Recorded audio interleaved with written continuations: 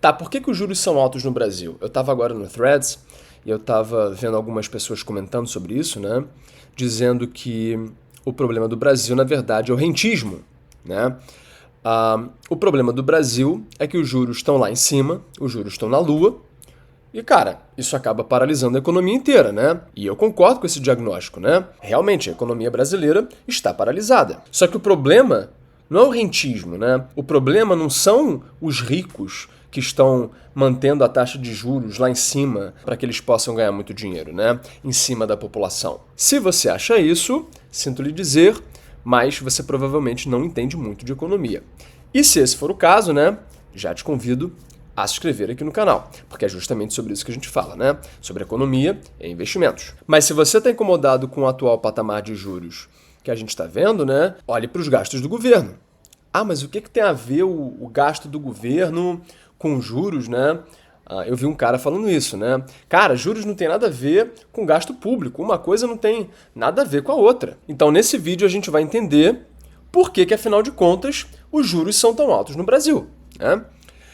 Para a gente entender isso, a primeira coisa que você tem que entender é a regra mais importante no mundo dos investimentos, que é quanto maior o risco, maior o retorno. Tá, mas o que tem a ver investimentos, essa lei aí, com os juros que a gente está pagando, né?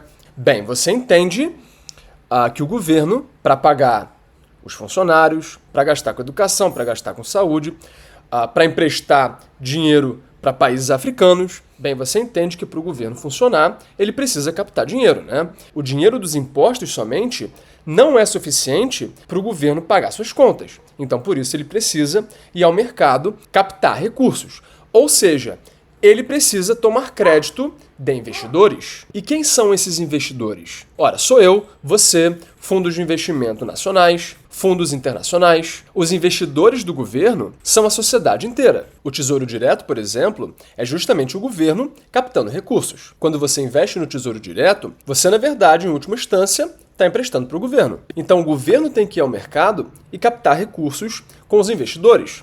Só que esses investidores, naturalmente, só vão emprestar dinheiro para o governo se for atrativo, se isso beneficiar eles, se valer a pena. E qual a conta que os investidores estão sempre fazendo? A conta é sempre a seguinte: qual o risco desse investimento versus o retorno? Em outras palavras, será que o retorno desse investimento, será que a taxa compensa o risco incorrido? A conta tem sempre que fechar. A taxa ou retorno sempre tem que compensar o risco. Senão, não vale a pena você fazer o investimento. Senão, não vale a pena você emprestar para o governo. Uma coisa é você emprestar dinheiro para um país que não está no vermelho, que não está entregando déficit, cuja dívida não está explodindo. Uma coisa é você emprestar dinheiro para um país assim, que está com as contas redondinhas, que é responsável com os gastos públicos. Quer dizer, nesse caso, a chance de você não ser pago é muito pequena. Então, se o risco é muito pequeno, a taxa de retorno não precisa ser tão alta. Outra coisa totalmente diferente, né,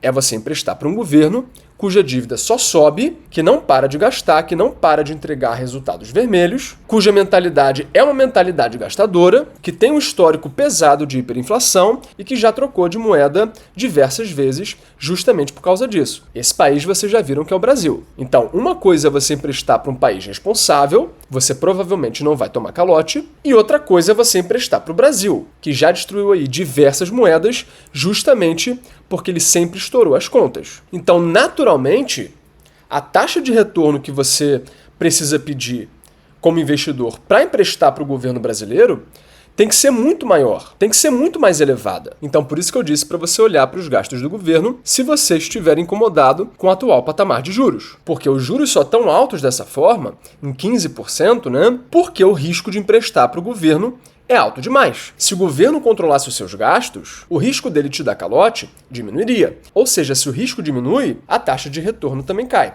Os juros também caem. Então, você quer que os juros caiam? Bem, então, você tem que cobrar que o governo gaste menos, que o governo controle seus gastos, que é justamente o oposto do que ele está fazendo agora. Quer dizer, agora, o que o governo está fazendo, né?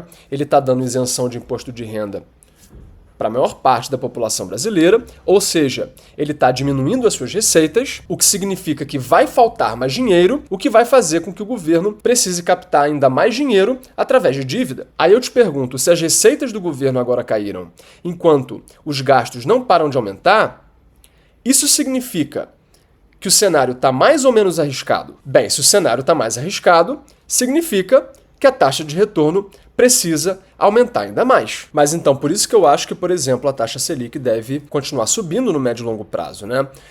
Com essa nova política fiscal do governo, de isenção de imposto de renda, né?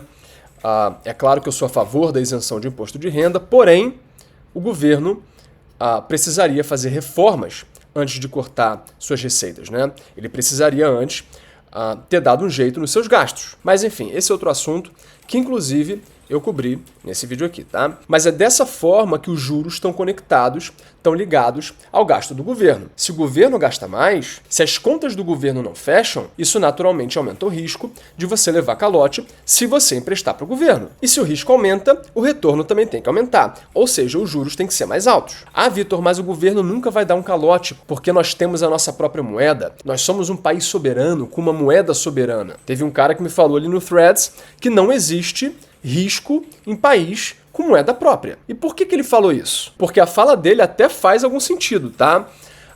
Mas assim, será que não existe mesmo risco de crédito, risco de calote num país com moeda própria? Bem, de certa forma, realmente não existe risco de calote.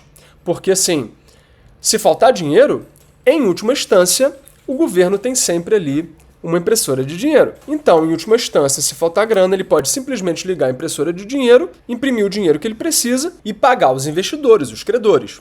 Então, assim, beleza.